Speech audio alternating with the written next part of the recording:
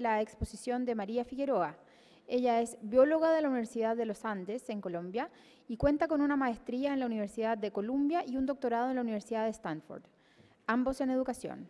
Ha sido asesora del Instituto Colombiano para el Fomento de la Educación Superior, ICFES, y del Ministerio de Educación de su país, participando en proyectos de política pública en educación, incluyendo la evaluación docente.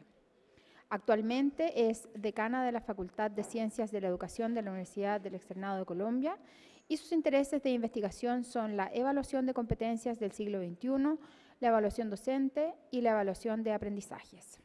Dejamos entonces con ustedes a María Figueroa.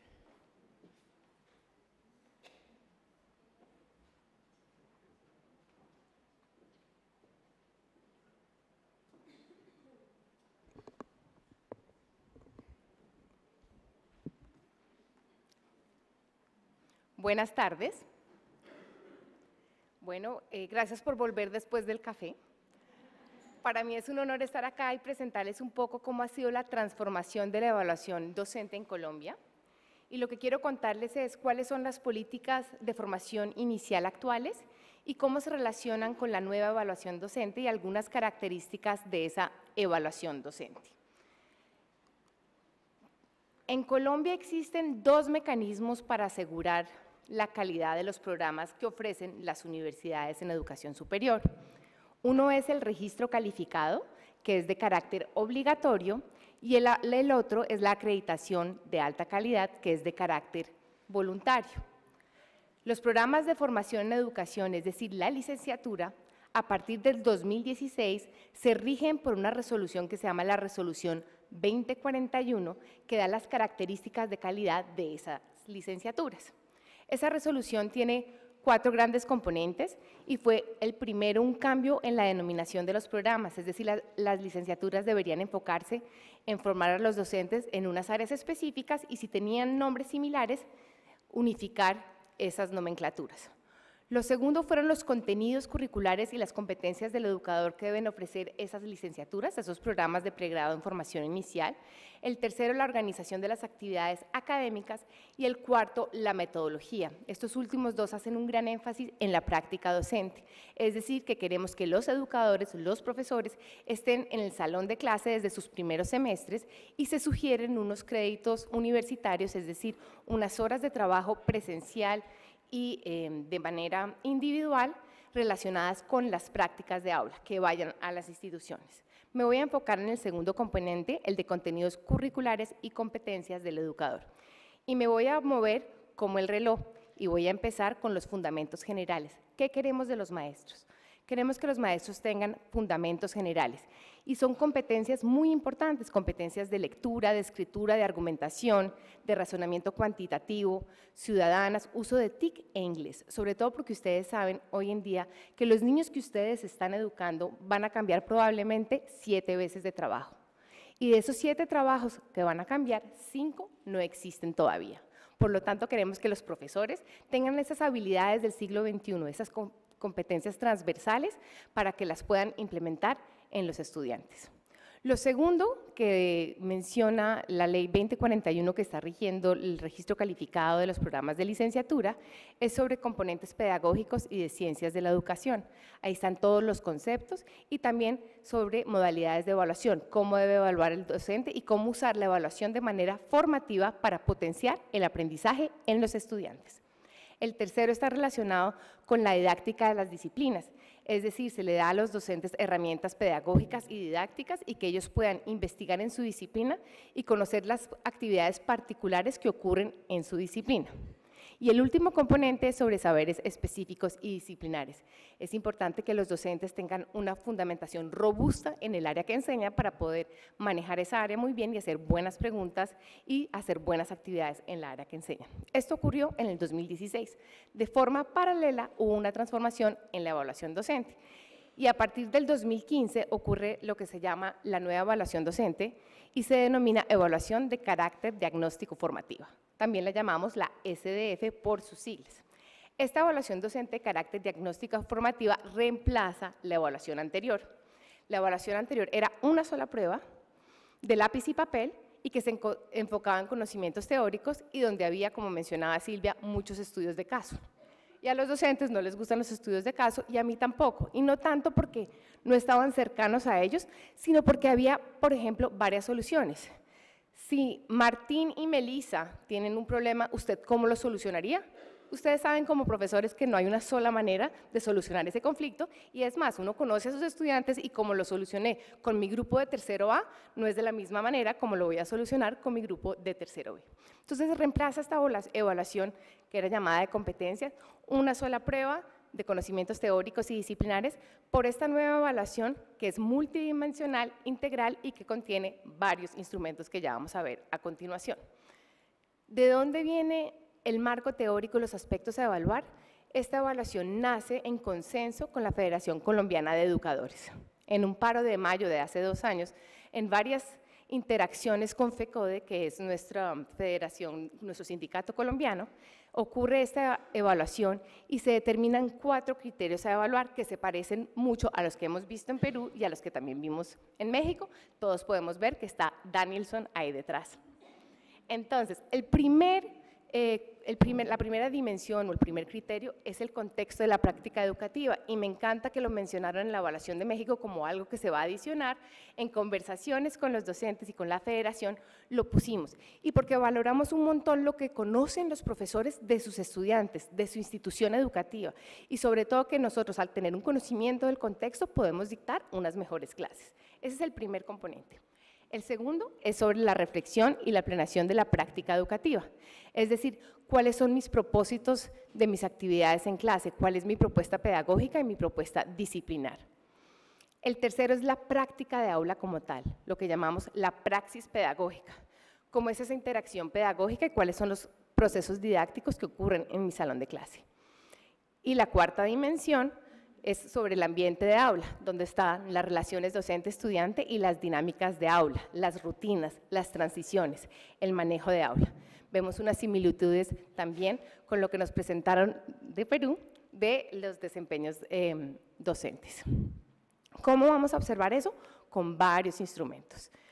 El eje central de esto es la observación de aula. En este caso, viene a través de un video. Se discutió bastante si hacíamos una visita o si hacíamos un video y tuvimos asesoría de MIDEUC y creemos que es muy interesante tener un video en el sentido de que al profesor le quitaba un poco de angustia y segundo, para el tema posterior a la evaluación, el profesor tiene su video, puede reflexionar sobre su video y toda esta evaluación está montada en un esquema formativo que ya vamos a ver. Entonces, nos fuimos por la opción del video y ese video tiene varios componentes. El primero es un formulario en el que el docente sube su planeación y una evidencia de evaluación a los estudiantes. Entonces, el docente nos va a contar qué tiene planeado para la clase que nos va a mostrar ahora que va a ser grabada, pero también cómo evalúa a sus estudiantes. Luego viene un testimonio introductorio que nos cuenta su contexto, sus estudiantes, su institución, cómo se relaciona con su salón de clase, qué ocurre en su salón de clase. Luego tiene la práctica pedagógica que viene de 30 a 50 minutos. Nos dimos cuenta que en las clases de preescolar 50 minutos era muy largo, y ustedes lo saben, pero que en clases más largas de los grados más altos se podían hacer clases más largas. Entonces va de 30 a 50 minutos. Y después viene un testimonio de cierre, una reflexión del maestro, porque detrás de esta evaluación está el mejoramiento de la docencia. Y a veces, a ustedes les ha pasado, las clases no salen como uno quiere. Y lo importante es reflexionar sobre esto. ¿Qué me ocurrió en mi clase de hoy? ¿Qué hubiera podido hacer mejor? ¿Por qué no hice tal cosa? He debido hacer tal otra. Entonces está la parte introductoria, el desarrollo de la clase y el testimonio de cierre. Y esas fuentes de información más el formulario nos van a dar información sobre los 4 componentes que les mencioné anteriormente. ¿Qué otros instrumentos hay? ¿Cómo ocurre ese video? Hay 2 formas de hacerlo. Autograbación, es decir, que cada maestro autónomamente filma su clase. O la otra opción son camarógrafos profesionales que envía al Ministerio de Educación y que van en una semana programada y graban al docente. Existen esas 2 modalidades y ya vamos a mirar un poco en los resultados qué pasó con cada una de las modalidades. ¿Qué otros instrumentos tenemos? Aparte del video, y esto ahí también nos cuenta un poco los pesos, tenemos la evaluación de desempeño, que es la evaluación que hace el rector sobre su profesor. Esa evaluación de desempeño es un cómputo de las últimas 2 evaluaciones que hizo el rector sobre su maestro. Entonces tenemos el video con un gran peso, el 80%, la evaluación de desempeño, que hace el rector sobre su docente. También tenemos una encuesta de estudiantes, es decir, la percepción de los estudiantes sobre su maestro. Y también tenemos la autoevaluación, es decir, la reflexión del docente sobre su propia práctica de clase. Sin embargo, tenemos estudiantes pequeños y sabemos que a estudiantes pequeños no les podemos aplicar las encuestas. Por lo tanto, los pesos van a variar dependiendo de en qué grado se encuentre el docente. De preescolar a tercer grado no hay encuestas de estudiantes y los pesos se reparten entre la evaluación de desempeño y la autoevaluación. Tengamos en cuenta un poco los resultados. Esta evaluación va para todos los educadores colombianos, es decir, que no solo hay docentes de aula, sino que también hay otros educadores. En el 2015 participaron más de 33.000 docentes en esta evaluación. No es Chile, no es México, somos como Perú y participaron 33.000 docentes. Vemos que aprobaron la evaluación en un 70% de educadores y más o menos el 30% no lo aprobó. Si me voy acá, estoy comparando la zona rural con la zona urbana y vemos que también es muy similar el porcentaje de docentes que aprueban la evaluación y los que no. Arriba a la derecha tengo los diferentes actores que participaron en la evaluación. Como les mencioné, no es únicamente de docentes de aula, también está la evaluación de sindicalistas, que es la primera, pero también tenemos evaluación de coordinadores, evaluación de rectores, evaluación de tutores que trabajan en un proyecto en Colombia que se llama Todos Aprender y docentes de aula, de los cuales forman el 94% de los evaluados. Es decir, lo que más se evaluó fueron docentes de aula, pero se evaluaron todos ellos utilizando los mismos 4 criterios adaptados a cada uno de los educadores y pues se iban modificando, pero hoy me estoy enfocando en docentes de aula. Diferencias, si era autograbación o camarógrafo enviado por el Ministerio de Educación, absolutamente ninguna. Entonces, los docentes, no hubo diferencia si aprobaban o no, si eran grabados por ellos mismos o si era con un camarógrafo profesional. Eso sí, se solicitaron unos criterios mínimos que se pudiera pues, oír bien lo que decía el docente, lo que decían los estudiantes y que pues, se entendiera lo que estaba sucediendo en el salón de clase y si no se entendía, pues se devolvía el video. En relación a los resultados, me voy a enfocar en docentes de aula y se utilizaron 4 niveles de desempeño, que son los descriptores de lo que puede hacer cada docente en relación a sus habilidades pedagógicas. Recordemos las 4 dimensiones que tenemos y según su desempeño podían quedar en alguno de esos niveles. Entonces, les voy a preguntar cómo creen ustedes que les fue a los docentes colombianos que participaron en esta evaluación. Entonces, tenemos 4 criterios. El de contexto, que es conocer su contexto, sus niños, su institución. El segundo, que es reflexión y planeación, que se veía en la planeación que ellos enviaban en el formulario. La praxis pedagógica, lo que ocurre en el salón de clase. Y el ambiente de aula, las rutinas de interacción, el manejo de aula. ¿Quiénes creen, levanten por favor su mano, que lo mejor que les fue a los docentes colombianos fue en relación a su contexto? Todos tienen que votar. Ok. Listo. ¿Quiénes creen que donde hubo mejor desempeño fue en relación a la planeación, lo que ocurre en el papel? Ok. ¿Quiénes creen que fue en relación a la praxis pedagógica, a lo que ocurría en el salón de clase? Ok, menos. ¿Y quiénes creen que donde mejor les fue a los docentes colombianos fue en el ambiente de aula? Estimados, estos son los resultados. Y donde mejor les va a los docentes colombianos es lo que va a incorporar ahora Silvia en sus evaluaciones, el contexto de su evaluación. Los profesores conocemos muy bien a nuestros estudiantes y conocemos muy bien nuestra institución, pero también esto es una alarma porque pilas, práctica pedagógica, que es algo que debería ocurrir bastante bien, al igual que ambiente de aula, es donde menos bien le va a los docentes colombianos. Lo bueno de tener evaluaciones como estas es que esto nos da insumos para el mejoramiento, porque eso es lo que queremos hacer con la información que nos da la evaluación. Y para las políticas de formación inicial nos da cierta tranquilidad que nos estamos enfocando en la práctica de aula y también en el ambiente de aula, porque en la nueva licenciatura, en el reloj azul que vimos, va a haber elementos de evaluación, va a haber elementos de práctica pedagógica. Ahora, esta es la primera evaluación que se implementó. Vamos a ver que pronto va a ocurrir la segunda, si tenemos resultados parecidos o cómo serán los resultados. Algunas reflexiones en relación a esta implementación de la evaluación. Y es que uno de los componentes muy importantes en la formación inicial, al igual que en lo que queremos desarrollar en los profesores, es lo disciplinar. Pero es muy difícil tener pares evaluadores que observen de manera específica y disciplinar lo que está sucediendo en el video. Cada video es observado por 2 pares y no tenemos especificidad de pares para cada video. Eso es logísticamente muy difícil. Entonces nos está quedando el elemento disciplinar que sabemos. ¿Qué nos pasó con las encuestas de los estudiantes? Los niños de 4º grado, todavía tenemos niños que les cuesta leer y escribir, que son muy demorados para llenarlas, entonces para la siguiente evaluación se van a aplicar a partir de 5º grado. Eso quiere decir que nos queda casi toda la primaria sin ese insumo, y lo que se quiere es una evaluación multidimensional y no va a haber las encuestas de los estudiantes. Otros aprendizajes, la autoevaluación, y eso es un aprendizaje que tuvimos de nuestras visitas con LIDE, y nos notaron que funcionaba muy bien en la autoevaluación que los docentes justificaran por qué se estaban poniendo esa nota.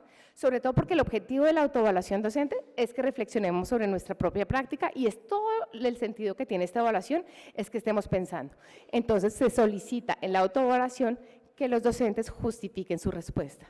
Y otro elemento de esta evaluación que creemos que es innovador y que también sé que lo estamos haciendo en otros países, es que sea de carácter formativo. Es decir, que lo que ocurre en la evaluación va a dar información para que yo como docente mejore en mi práctica de aula. Profundicemos un poco sobre este tema. ¿Cómo se dan los resultados a los 4 criterios? Y se le dice que profundice en los 2 que no le fue tan bien. En este caso es el criterio de reflexión y planeación de la práctica educativa y la praxis pedagógica. Entonces, esos son como le llegan los resultados. Y después de eso, hay una serie de hojitas en el cual dice, según su informe de resultados, diga los criterios en que más obtuvo un porcentaje en el que menos obtuvo un porcentaje de satisfactorio o avanzado. Es decir, el docente puede mirar cada uno de los criterios y dentro de los 4 dimensiones hay subcriterios. Y eso está todo explicado en la matriz de retroalimentación que se le entrega al docente con sus resultados. Esa matriz, lo que se espera en cada uno de los desempeños también se ve del 1 al 4, con los 4 niveles que se mencionaron, y usted como docente reflexiona, en el que menos bien me fue en el de praxis y en el ambiente de aula, supongamos, o en el de reflexión, voy a mirar qué me estaban solicitando en eso. Y hay un espacio de reflexión en la matriz. Entonces, creemos que eso es algo muy interesante que quiere lograr la evaluación, y es que reflexionemos sobre nuestro propio aprendizaje y nuestro propio desempeño para poder mejorar nuestras prácticas de aula. Toda esta información y todas las matrices de retroalimentación se encuentran en la página de Maestro 2025, que es la página del ICFES, quien es el encargado de implementar esta evaluación. El otro elemento que hace esta evaluación formativa es lo que llamamos los cursos SDF, los cursos de la evaluación de carácter diagnóstico formativo. Y es que universidades acreditadas, las que obtuvieron la acreditación nacional, porque son programas de educación superior que se ofrecen en instituciones de alta calidad, pueden ofrecer a los docentes cursos, a los docentes que no pasaron la evaluación. ¿Cómo son esos cursos? El docente tiene que participar en el módulo común, que es el módulo de análisis de práctica pedagógica, y escoger 2 énfasis. ¿Cuáles 2 énfasis? Pues los 2 énfasis en que menos bien le fue. Es decir, por ejemplo, el de contexto y el de planeación, o el de práctica y el de planeación y reflexión. Son cursos donde cada uno de los módulos dura aproximadamente 16 horas y las ofrecen estas universidades, y lo que es muy emocionante es que se ofrecen en todo Colombia para que los educadores que no pasan la evaluación diagnóstico formativa puedan participar en estos cursos y sobre todo reflexionar sobre su práctica, que eso es lo que nos interesa como país. Y no necesariamente el hecho de participar en los cursos hace que asciendan, sino que dependiendo cómo le van los cursos, puede pasar o no esa evaluación. Algunas conclusiones finales ya para terminar. En estos momentos de evaluación que propone Colombia, creemos que es una evaluación más válida, más enfocada en lo que es ser docente. No es una prueba de lápiz y papel, sino que es una prueba que muestra mi práctica de aula. Segundo, creemos que hay una coherencia entre la evaluación y las políticas de formación, y sobre todo que hay información que está dando la evaluación docente para tener en cuenta en las políticas de formación y poder ajustar lo que necesitan los maestros. Tercero, Hubo algunas dificultades en la implementación y cobertura. Se deben subir las encuestas de los estudiantes a estudiantes que las puedan contestar mejor. También llegar a diferentes zonas de Colombia no es tan fácil. Y cuarto, creemos que esta evaluación tiene algunos elementos innovadores, sobre todo el hecho de que sea formativa, donde los profesores tienen retroalimentación con la rúbrica, pero también pueden participar en los cursos SF y ser cada vez mejores profesores. Gracias.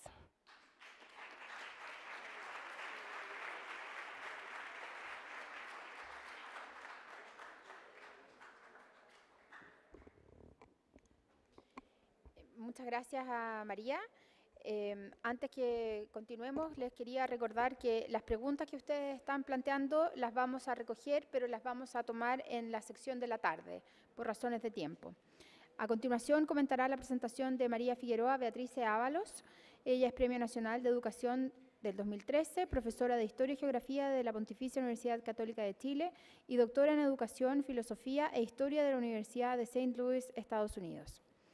Cuenta con innumerables investigaciones en temáticas de formación y profesión docente, siendo un referente fundamental a nivel nacional e internacional. Su aporte ha sido realizado a través de los años, tanto en aula como en políticas públicas, la academia, la docencia universitaria, entre otros.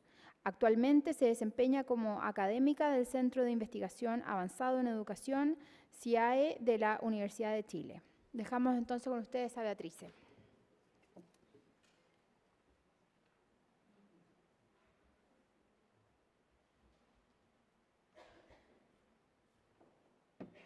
Bueno, buenas tardes casi, ¿no? Parece, cerca.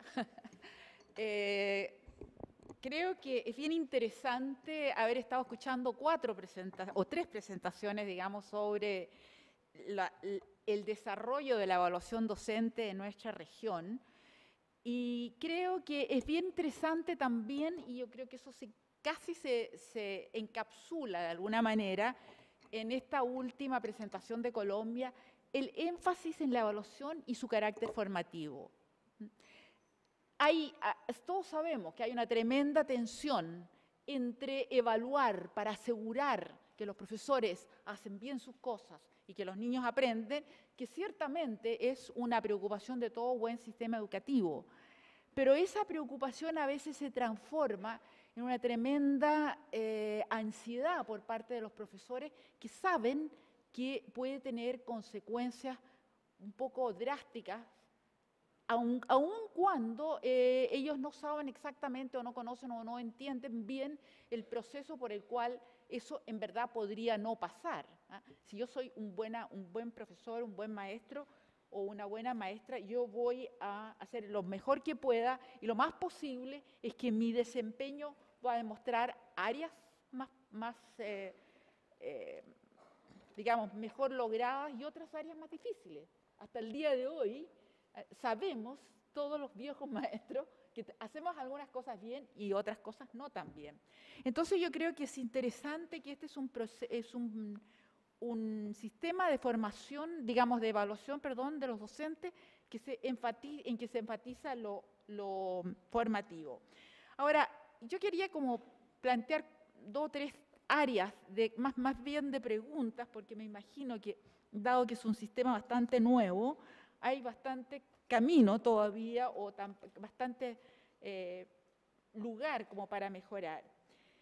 Pensando en Colombia hay 2 cosas que a mí me llaman la atención. Primero, que todavía hay un sistema mixto de formación docente que ya está terminando.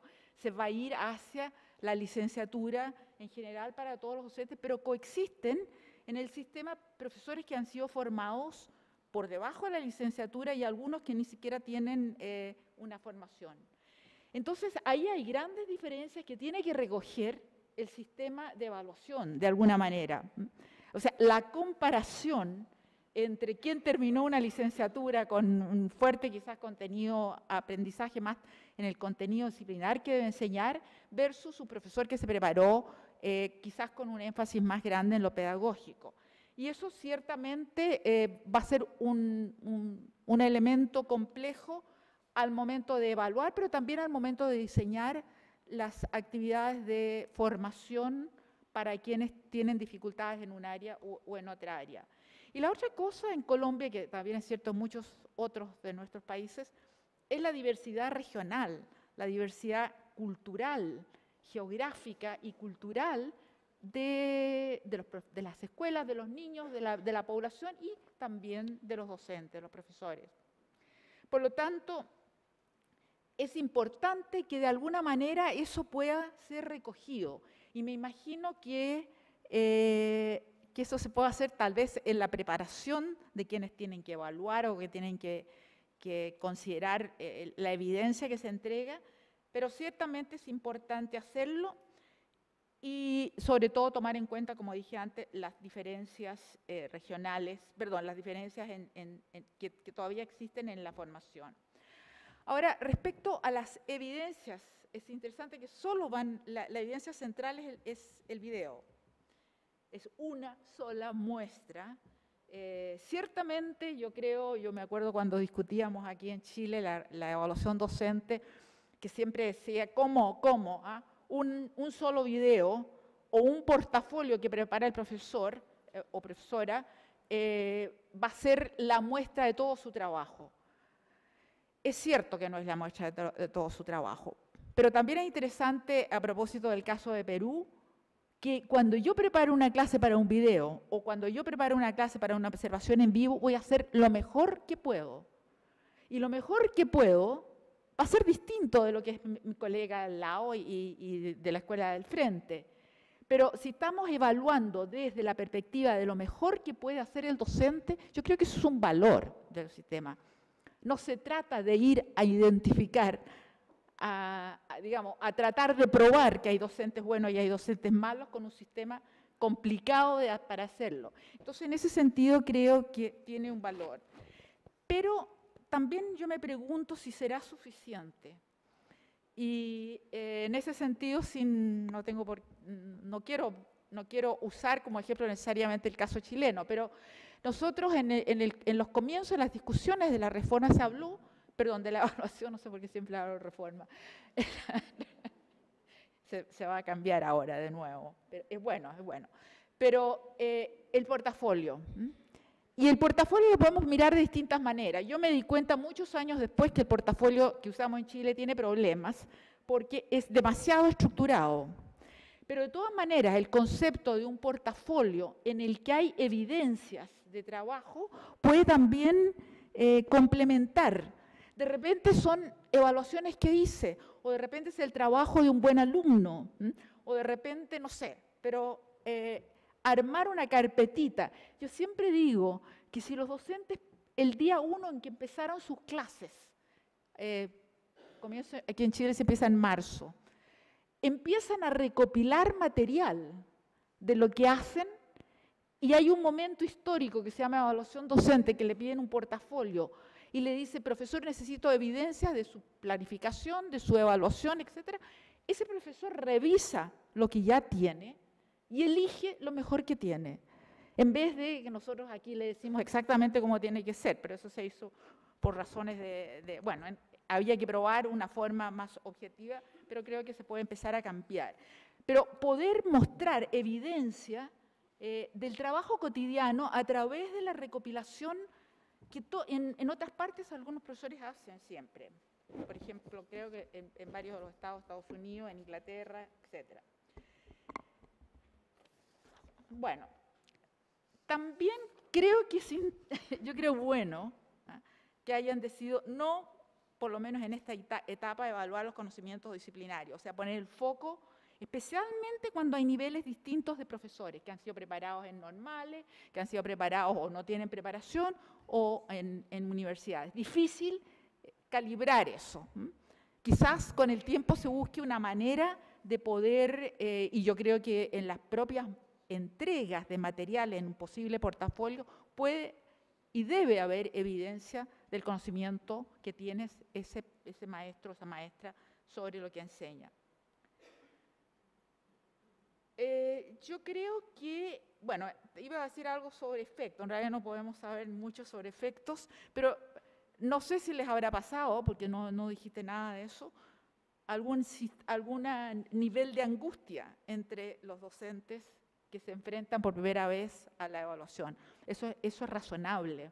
Y de alguna manera hay que trabajar eso desde las propias escuelas para ir socializando el concepto más y más. Y en ese sentido, este fue un comentario que nos hicieron a nosotros cuando evaluaron el sistema, la OCDE evaluó el sistema de evaluación docente en Chile, evaluó el sistema de evaluación. Cuando hizo esa evaluación, nos dijo el rango de las habilidades docentes es bien grande y diverso. Y no hay aquí lo bueno, lo mediano y lo malo, así en bruto. ¿Y por qué no se busca una forma de reconocer también esa variedad? Y se señala, y eso no es necesariamente parte de la evaluación docente, pero me pareció interesante, por ejemplo, en el caso de Perú, donde el director va a ser quien se va a preparar para observar. Bueno, si más allá del director preparándose para observar, la escuela se va desarrollando el concepto de la comunidad de práctica, de manera que la evaluación en verdad se convierte en un proceso de discutir unos con otros los elementos, las cosas que ellos se sienten seguros, las que no se sienten seguros, cómo podrían mejorar. Esto además de los cursos formativos que van a hacer o que está planeado que se haga en instituciones de todo el país. Yo creo que hay que tratar de hacer que el proceso sea lo más cotidiano. Y una de las maneras de hacer eso es aprovechar, nosotros vamos a empezar a hacerlo en Chile, no sé todavía cómo lo vamos a hacer, pero habrá que preguntarle a los expertos, pero valorar ese trabajo colaborativo de los docentes en que se aprende unos de otros. Y eso, por ejemplo, se puede hacer en las discusiones y en las sugerencias de cómo enfrentar el proceso de evaluación. Bueno, yo creo que eso es lo que yo quiero decir por el momento, de cualquier otra cosa, pero creo que es bien interesante aprender también de lo que hemos visto desde los otros dos países que han enfrentado más el caso chileno, que lo van a conocer en detalle en la tarde. Gracias.